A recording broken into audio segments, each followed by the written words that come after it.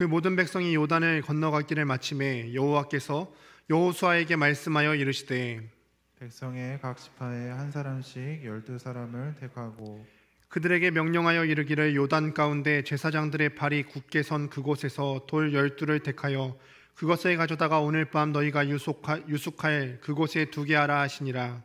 여호수아가 이스라엘 자손 중에서 각 지파에 한 사람씩 준비한 그 12사람을 불러 그들에게 이르되 요단 가운데로 들어가 너희 하나님 여호와의 궤 앞으로 가서 이스라엘 자손들의 지파 수대로 각기 돌 한 개씩 가져다가 어깨에 매라. 이것이 너희 중에 표징이 되리라. 후일에 너희의 자손들이 물어 이르되 이 돌들은 무슨 뜻이냐 하거든. 그들에게 이르기를 요단물이 여호와의 언약궤 앞에서 끊어졌나니 곧 언약궤가 요단을 건널 때에 요단물이 끊어졌으므로 이 돌들이 이스라엘 자손에게 영원히 기념이 되리라 하라 하니라. 이스라엘 자손들이 여호수아가 명령한 대로 행하되 여호와께서 여호수아에게 이르신 대로 이스라엘 자손들의 지파의 수를 따라 요단 가운데에서 돌 12를 택하여 자기들이 유숙할 곳으로 가져다가 거기에 두었더라. 여호수아가 또 요단 가운데 곧 언약궤를 맨 제사장들의 발이 선 곳에 돌 12를 세웠더니 오늘까지 거기에 있더라. 또 여호와께서 여호수아에게 명령하사 백성에게 말하게 하신 일 곧 모세가 여호수아에게 명령한 일이 다 마치기까지 궤를 맨 제사장들이 요단 가운데에서 있고 백성은 속히 건너갔으며 모든 백성이 건너기를 마친 후에 여호와의 궤와 제사장들이 백성의 목전에서 건넜으며 르우벤 자손과 갓 자손과 므낫세 반 지파는 모세가 그들에게 이른 것 같이 무장하고 이스라엘 자손들보다 앞서 건너갔으니 무장한 4만 명가량이 여호와 앞에서 건너가 싸우려고 여리고 평지에 이르니라.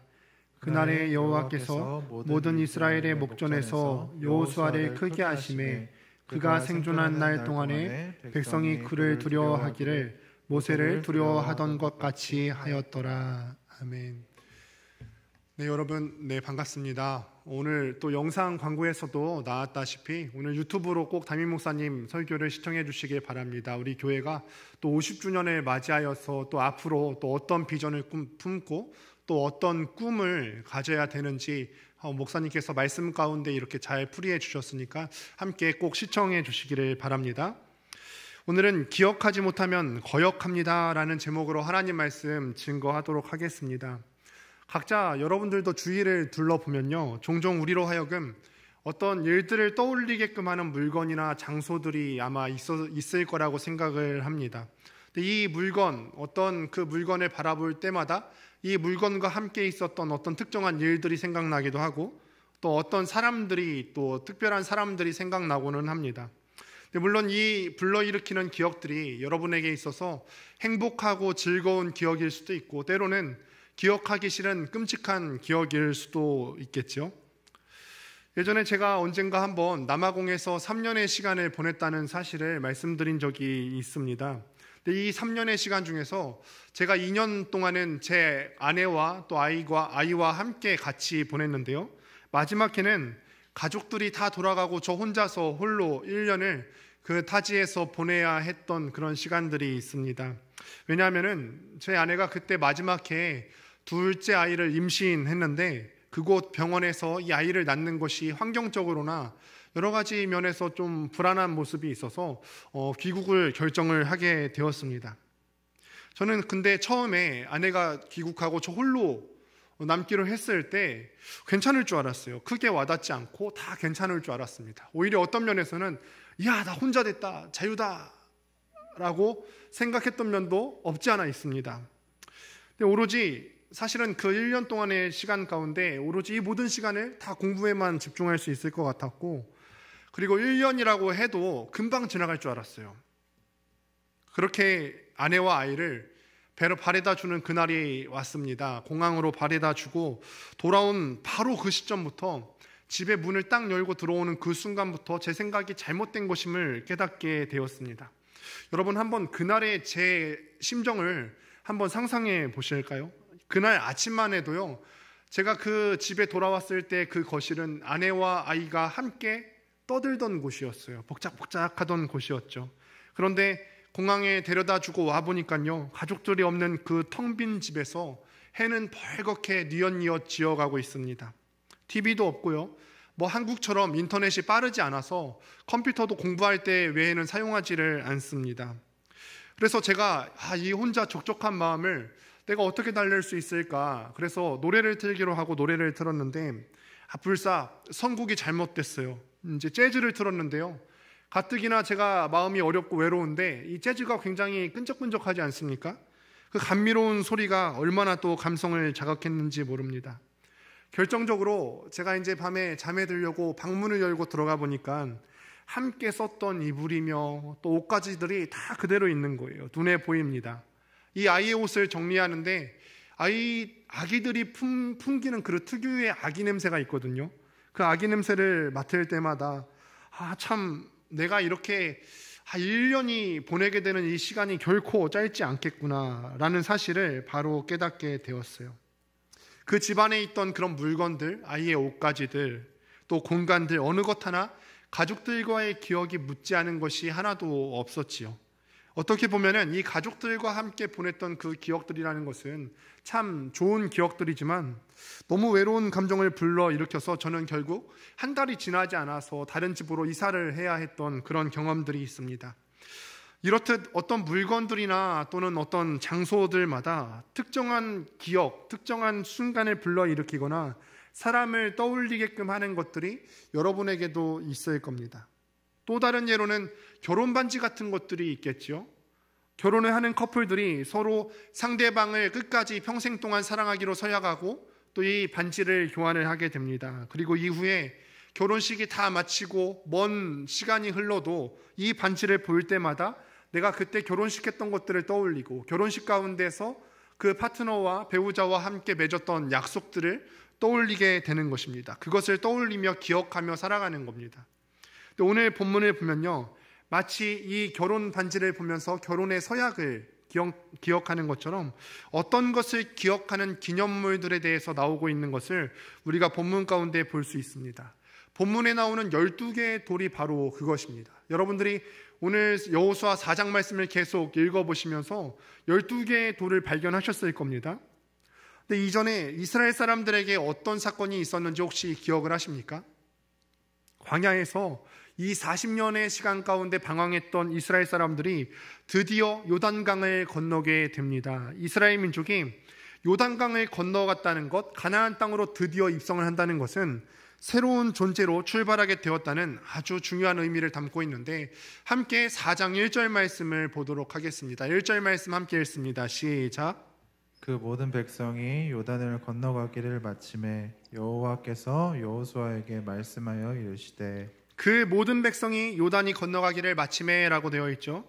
그 모든 백성이 요단을 건넜다고 되어 있는데 여기서 그 모든 백성에는 말 그대로 이스라엘 전 지파가 건넌 거예요. 이미 요단 동편에서 세 지파가 땅을 받았죠. 르우벤 지파와 갓 지파와 므낫세 반 지파까지 요단 동편에서 땅을 이미 얻었지만 나머지 지파들이 가나안 땅을 점령하는 것을 돕기 위해서 같이 요단강을 건너게 됩니다. 하나의 이스라엘, 또 하나의 공동체, 이게 우리가 추구해야 되는 거죠. 하나의 공동체로 요단을 건넌 겁니다. 근데 우리가 1절에서 굉장히 중요한 단어가 하나 있는데 주목해서 봐야 되는 단어가 뭐냐면 모든 백성이라고 하는 단어입니다. 모든 백성.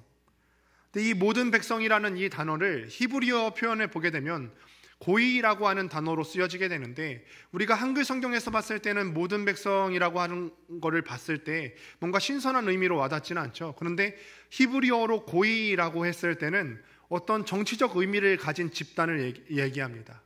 정치적인 의미를 가진 집단이 뭘까요?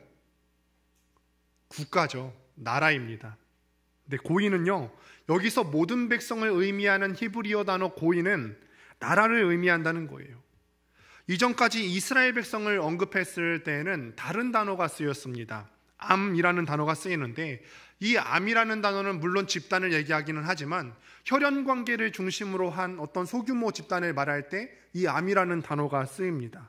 부족 혹은 시족 정도가 되겠죠. 실제로 이스라엘 백성은 물론 이 암이라는 단어 말 그대로 한 혈통에서 나온 민족이기도 합니다. 그런데 오늘 요단강을 건너서 가나안 땅에 들어가는 이스라엘 사람들에게, 이스라엘 민족에게 고의라는 단어를 사용하는 것은 요단을 건너는 이 이스라엘 민족의 신분의 변화, 어떤 상태의 변화를 극적으로 나타내고 있는 것입니다. 즉 이스라엘 백성들은 더 이상 광야에서 방랑하는 한 무리들, 광야를 떠돌아다니는 어떤 작은 시족 집단 부족 정도가 아니라 정치적인 실체, 또 국가로서 다루어질 새로운 존재가 되었음을 말하는 것입니다. 신생국이 탄생하게 되는 아주 중요한 순간이라고 볼 수가 있겠죠. 굉장히 중요한 순간이지 않습니까? 이스라엘 민족이 방랑을 다 끝내고 이제는 더 이상 부족민이나 시족민이 아니라 한 나라로서의 기능을 감당하게 되었어요. 한 나라로서의 정체성을 갖게 되었어요. 그렇다면 이 중요한 순간에 하나님께서 특별하게 말씀하시고자 하는 것이 분명히 있으실 겁니다. 새로운 존재로 거듭난 이스라엘 백성에게 하나님께서 내리시는 첫 번째 명령이 무엇인지 함께 여호수아 4장 2절 3절을 보도록 하겠습니다. 제가 한번 읽어보겠습니다. 백성의 각 지파에 한 사람씩 12사람을 택하고 그들에게 명령하여 이르기를 요단 가운데 제사장들의 발이 굳게 선 그곳에서 돌 12를 택하여 그것을 가져다가 오늘 밤 너희가 유숙할 그곳에 두게 하라 하시니라. 어떤 명령을 하시냐면은 각 지파에서 한 사람씩 12명을 택하라고 하십니다. 그리고 그 12명의 사람들이 그들이 건너왔던 요단강으로 다시 되돌아가서 강 중간에 있는 돌 12개를 가져다가 그들의 야영지, 지금 유숙하고 있는 곳에다가 세워서 기념하라고 하십니다. 5절에 어깨에 매라고 한 걸로 봐서는 이 가져오라고 한 돌이 그냥 조약돌 정도가 아닌 것으로 생각이 되어집니다. 어깨에 매라고 한 걸로 봐서는 상당히 큰 돌이라고 우리가 추측을 할 수 있겠죠. 여러분 한번 생각해 보세요. 이스라엘 민족이 한 신생국, 나라로 취급되고 난 후 하나님께서 첫 번째 내린 명령치고는 상당히 의아한 면이 있습니다. 나라가 태어났어요. 그러면은 뭔가 더 중차대한 일을, 중차대해 보이는 일을 명령하시지 않을까요? 뭐 군대 조직을 새롭게 개편한다거나 아니면은 정치적인 조직을 새롭게 개편한다거나 나라의 국명이나 국호나 아니면 헌법 같은 것들을 새롭게 손대보지 않겠습니까? 그런데 이렇게 새로운 법조항을 준 것도 아니고 그저 그 사람들이 건너왔던 강 중앙으로 다시 건너가서 그 땅에서 돌 12개를 가지고 나오라고 합니다.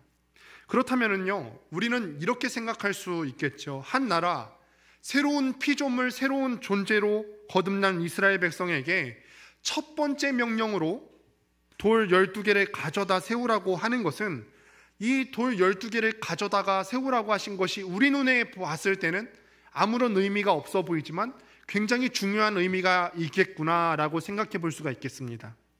그 의미에 대해서 곧이어 나오는 여호수아 4장 6절과 7절에 기록되어 있는데 함께 6절 7절 말씀을 읽어보도록 하겠습니다. 함께 읽습니다. 시작.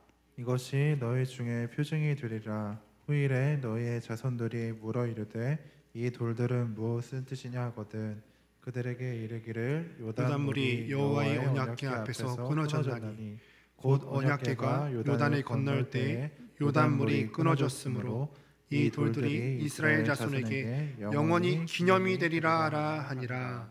이 12개의 돌들이 이스라엘 사람들에게 어떤 역할을 한다고 합니까?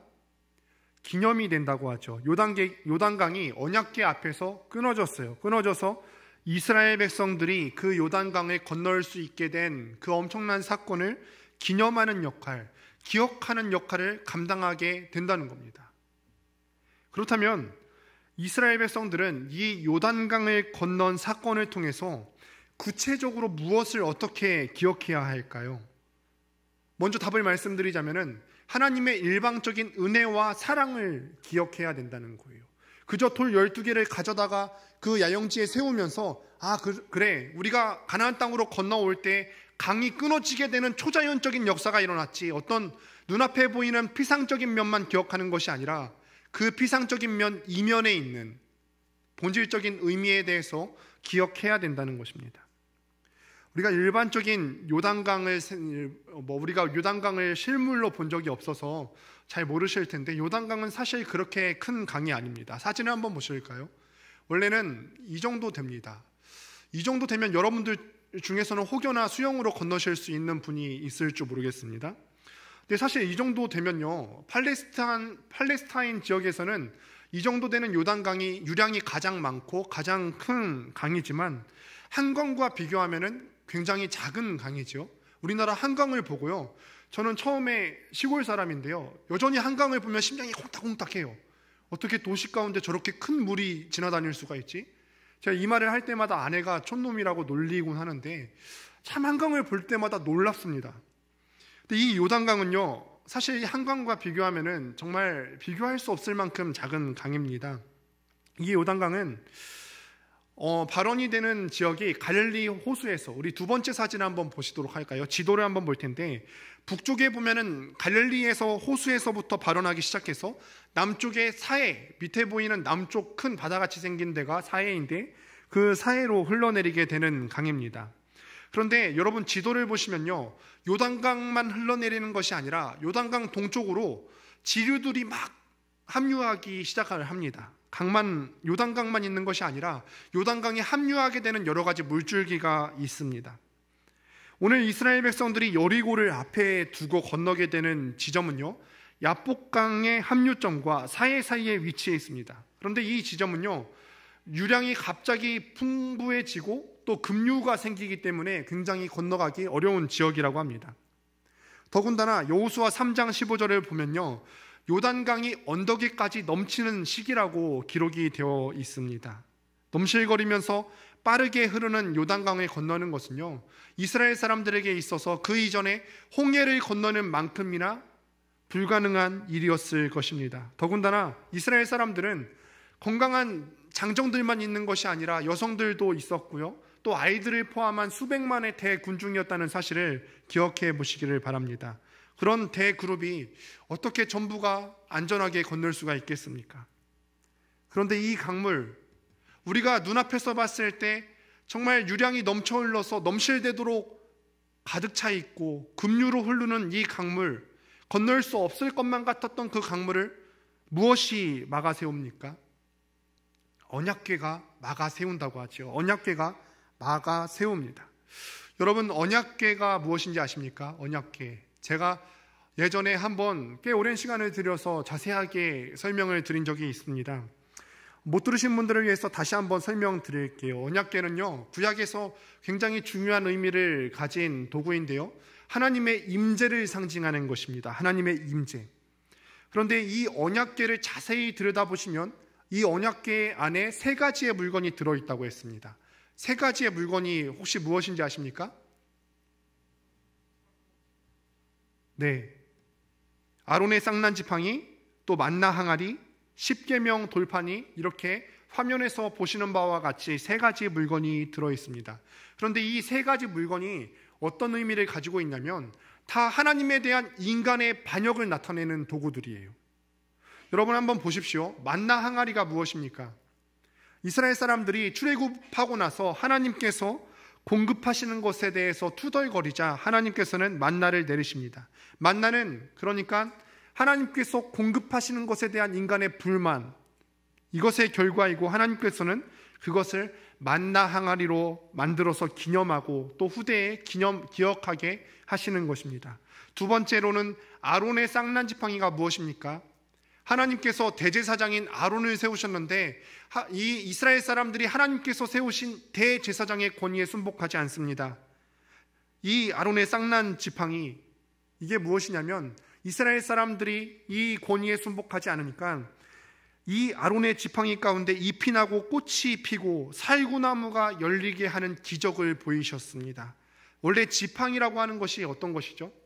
뿌리로부터 완전히 잘려져서 생명이 없는 것 아닙니까?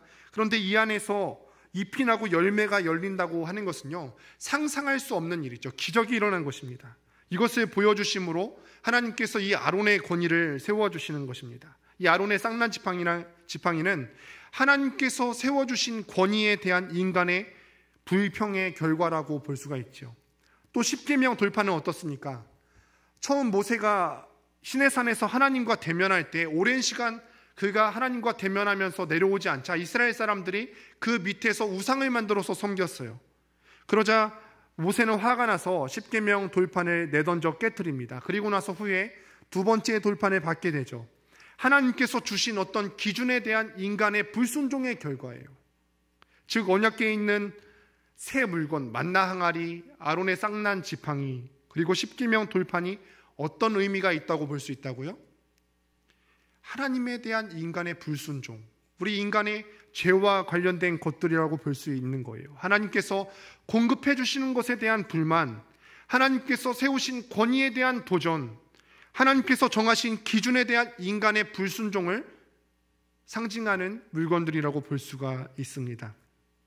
그런데 하나님께서는요, 이 모두를 다 언약궤에 놓고 속죄소, 시은자로 덮는다고 했어요. 그리고 나서 이렇게 말씀하십니다. 함께 출애굽기 25장 21절에서 22절을 읽어보도록 하겠습니다. 함께 읽습니다. 시작.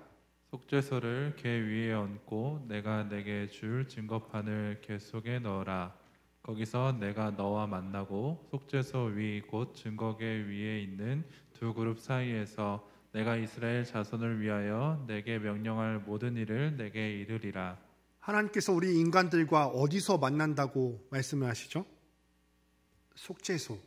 속죄소에서 만나신대요. 시은자 위라는 것이죠. 시은자라는 것은 우리의 죄, 우리의 반역을 덮는 뚜껑이에요. 이게 뭐냐면 은혜의 자리라는 것입니다. 하나님은 여러분들에게 율법, 정하신 어떤 스트릭트한 어떤 율법의 기초에서 말씀하시는 것이 아니라 은혜의 자리에 앉아서 말씀을 하시겠다는 것입니다. 이 언약궤가 바로 하나님이 임재하시는 곳이고 하나님 당신을 상징하는 거룩한 물건이라는 거예요. 이전 장인 여호수아 3장 14절과 15절을 보면요, 하나님 당신을 상징하는 언약궤가 백성들에 앞서서 가장 먼저 요단강으로 들어간다고 기록을 하죠. 오늘 본문 또 11절을 보면요, 가장 먼저 들어온 언약궤가 언제 나갑니까? 모든 백성이 건너기를 마친 후에야 요단강을 마지막으로 건너갑니다. 저는 이 장면을 생각하면서 한 사진이 떠올랐습니다. 2008년에 중국의 스촨성에서 대지진이 일어났는데 이 스촨성 대지진이 사망자만 6만 9천 명에 이르는 엄청나게 큰 재난이 일어났습니다. 그런데 이 스촨성 대지진 하루 뒤인 5월 13일 오후에 폐허 속에서 구조대는 두 팔을 땅에 짚고 무릎을 꿇은 웅크린 자세로 숨을 거둔 20대 여성을 발견하게 됩니다. 근데 이 여성이 죽을 때 어떻게 죽었냐면은 얼마나 이 사건이 촉박하게 진행이 되었는지 식사 중에 이 젓가락을 놓을 새도 없이 몇십 톤에 이르는 무너진 건물 잔해를 온몸으로 다 지탱하면서 죽어 있는 거예요. 발견된 그녀의 몸 안쪽에는 사진에서 보다시피 어린 아기가 있었다고 합니다. 그런데 놀라운 것은요, 이 어머니는 안타깝게도 사망하였지만 이 품에 안은 이 아기가 살았다는 거예요. 다치지 않았다고 합니다. 그리고 함께 발견된 휴대폰에 엄마가 남겨놓은 문자는 중국을 눈물 바다로 만들었다고 합니다. 이렇게 메시지를 남겨놓았다고 하는데, 너무나 사랑스러운 내 아가, 만약에 네가 살게 된다면 이것만은 기억해 주길, 엄마는 너를 사랑한단다 라는 메시지를 기록해 놓았다고 합니다. 그런데 오늘 언약궤가 요단강을 막아 세우고 끝까지 이스라엘 민족을 지켜서는 모습을 보고서 문득 이 이야기가 생각이 났어요. 죽음의 강물들, 그 넘실거리는 건너기에 불가능해 보이는 그 강물을 제일 처음 들어가 막아서고 이스라엘 민족이 다 지나가고 마지막에 건널 때까지 끝까지 보호하시는 그 모습, 사랑이지요. 어떻게 보면은 참 일방적인 사랑의 모습이라고 볼 수가 있겠습니다. 하나님께서는요, 아주 오래전에 이스라엘 민족들과 이스라엘 백성들과 하신 약속을 끝내는 신실하게 이루셨어요. 언약궤 안에 있는 물건들을 보다시피 이스라엘 사람들은 출애굽하는 과정에서 얼마나 불순종했습니까? 때때마다 계속해서 하나님의 말씀을 기억하고 하나님 말씀에 순종하면서 살아가는 것이 아니라 뒤돌아서면 반역하고 뒤돌아서면 하나님 말씀에 불순종하고, 이런 인간 군상들의 모습을 보여주지 않았습니까? 그런데 인간의 어떠함과 상관없이 끝까지 이스라엘 민족을 사랑하시고 보호하셔서 끝내는 가나안 땅으로 들여보내주시는 겁니다. 왜냐하면 사람이 어떤 조건이 있기 때문이 아니라 하나님께서, 들여보내시는 하나님께서 신실하시기 때문입니다.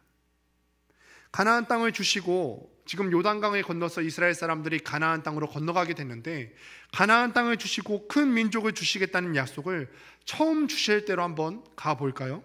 창세기 15장에 보면은 하나님께서 이스라엘 민족들과 이 가나안 땅을 주겠다, 너로 하여금 큰 민족을 이루게 하겠다, 이런 약속을 처음 주신 장면들에 대해서 나오는데, 하나님께서 이스라엘 민족의 조상인 아브라함과 언약을 맺는 장면이 나오게 됩니다. 당시에 언약을 맺는 방법이 있는데요, 언약을 맺는 당사자들이 짐승을 갈라서 쪼개어 놓습니다. 그리고 그 쪼갠 짐승 사이를 지나가면서 약속한 내용을 확증하는 거예요. 그러면서 무엇을 떠올리는 거냐면, 이 둘 중에 하나가 약속을 지키지 못하면 이 쪼갠 짐승처럼 나도 그런 상황이 되게 하겠다, 이런 처지가 되게 하겠다, 쪼개진 짐승과 같이 되겠다라고 약속을 다시 한번 확증하는 과정입니다. 이 약속을 나라와 나라 사이가 맺고 강대국과 약소국이 맺는 경우라면 보통은 약소국의 대표가 홀로 이 쪼갠 짐승 사이를 지나가면서 충성을 약속하고, 또 강대국은 이 약소국을 보호할 것을 약속하게 됩니다. 그런데 이런 언약을 누가 맺냐면 하나님과 아브라함이 맺는 거예요. 이때 이 쪼갠 짐승 사이를 누가 지나가야 할까요? 약자인 아브라함이 지나가야 되죠. 약자가 지나가면서 충성을 약속하는 것이라면 아브라함이 지나가야 하는데, 정작 아브라함은 창세기 15장에서 봤을 때 골아 떨어져 있습니다. 잠에 빠져 있습니다. 아브라함이 곤히 자고 있을 때, 그때 오히려 놀랍게도 하나님 홀로 쪼갠 짐승 사이를 지나가세요. 창세기 15장 17절을 보도록 하겠습니다. 함께 읽습니다. 시작. 해가 져서 어두울 때 연기나는 화로가 보이며 타는 횃불이 쪼갠 고기 사이로 지나더라. 이 말이 무슨 뜻이냐면은 하나님께서 홀로 그 약속에 대한 책임을 지시겠다는 거예요. 하나님께서 홀로 그 언약에 대한 책임이 있다는 겁니다. 훗날 큰 민족을 이루게 되는 아브라함, 우리 인간성을 대표할 수 있는 이 아브라함에게는 책임이 없죠. 아브라함이 이스라엘 민족이 때로는 불순종하고요, 때로는 반역해도 하나님께서 홀로 맺으신 그 언약은 반드시 이루시겠다는 거예요. 우리 인간의 어떠함 때문이 아니라 약속을 홀로 맺으신 그 하나님의 신실하심 때문에 약속하신 그 내용이 반드시 이루어지겠다는 겁니다. 여러분, 이것이 여러분들을 향한 하나님의 사랑입니다. 우리는 때때로요, 여러분들 신앙생활 하면서 때때로 좌절감, 무기력함을 경험할 때가 있어요. 어느 때 그 무기력함을 경험하냐면은, 이제는 내가 말씀 듣고 새롭게 살아야지, 이제는 내가 정말 죄 짓지 않고 하나님께서 말씀하시는 대로 순종하면서 살아야지 결단을 해도 반복해서 여러분들을 괴롭히는 제 앞에서 무너져요. 그때 우리는 어찌할 줄 모르고 절망감에 사로잡혀서 이렇게 되뇌이곤 하죠. 그때는 기도할 힘도 없죠. 야, 나는 어차피 해도 안 되는구나. 이런 나를 과연 하나님께서 사랑하실까? 하나님, 나 또 같은 죄에 무너졌네요. 또 이러고 있네요. 이런 나를 하나님께서 사랑하실까? 이런 나를 하나님께서 사랑하실까? 어쩌면 이 질문은 이 출애굽기를 보면서 끊임없이 불순종하는 이스라엘을 그럼에도 불구하고 사랑하시는 하나님의 모습에서 답을 찾을 수가 있을 것 같아요. 홀로 맺으신 그 언약을 끝까지 책임지시고 이끌어 가시는 그 하나님의 사랑이 오늘날 저를 포함해서 여러분들에게 동일하게 해당이 됩니다. 우리와 하나님이 서로 사랑하고 여러분 맞잡고 있으면 다행이지요. 그런데 하나님과 우리가 맺고 있는 언약의 관계는 그런 차원을 넘어서는 거예요. 때때로 우리 차원에서는 하나님을 맞잡은 손이 놓아질 수가 있어요. 그런데 하나님께서는 여전히 우리의 손을 붙잡고 계시기 때문에 하나님과 우리와 맺은 언약은 영원히 불변하시고 영원히 신실하게 되는 것입니다. 오늘 본문에서도 마침내 아브라함과 언약을 맺은 지 수백 년이 지나서 하나님께서 약속하신 그 모든 것들을 이루어 가시는 모습을 볼 수가 있어요. 이스라엘은 어느덧 큰 무리가 되어서 아까도 이야기했지만 나라가 되어서 신생국이 되었고요, 요단을 건너서 가나안 땅을 밟았습니다. 처음에 언약을 맺으실 때도 일방적으로 책임지기로 하시고 또 사랑을 베푸신 하나님은요, 지금도 요단강을 이스라엘 사람들보다 앞서가셔서 세우시고 이스라엘 백성이 다 지나가기까지 보호하셨다가 제일 나중에야 나오십니다.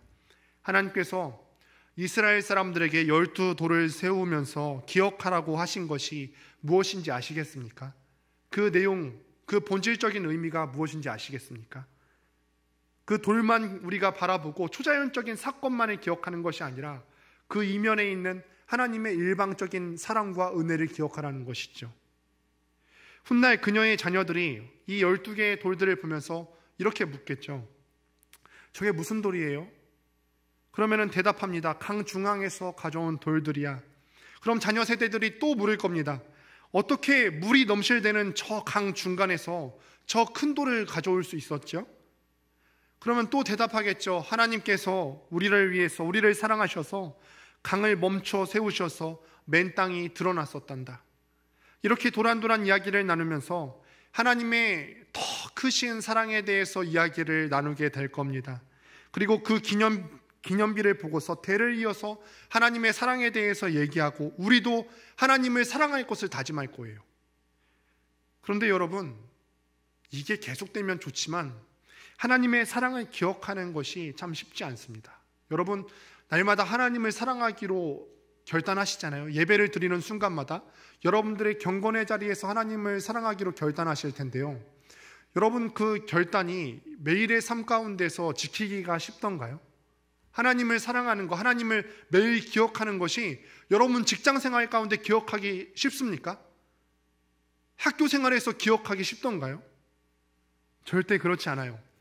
이스라엘도 그랬어요. 여호수아 바로 다음 성경인 사사기 2장 10절을 한번 보도록 하겠습니다.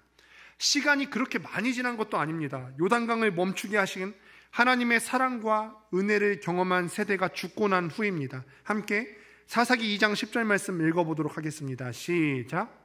그 세대의 사람도 다 그 조상들에게로 돌아갔고 그 후에 일어난 다른 세대는 여호와를 알지 못하며 여호와께서 이스라엘을 위하여 행하신 일도 알지 못하였더라. 중간에 보시면 그 후에 일어난 다른 세대라고 기록이 되어 있어요. 다른 세대라고 합니다. 원래 어떤 부모 다음에 일어난 세대를 우리가 보통 다음 세대라고 해야 되지 않습니까? 우리 교회도 우리 어린이 부서들을 다음 세대라고 부르잖아요. 다음 세대여야 맞습니다. 그런데 성경은 의도적으로 다른 세대라고 표기합니다.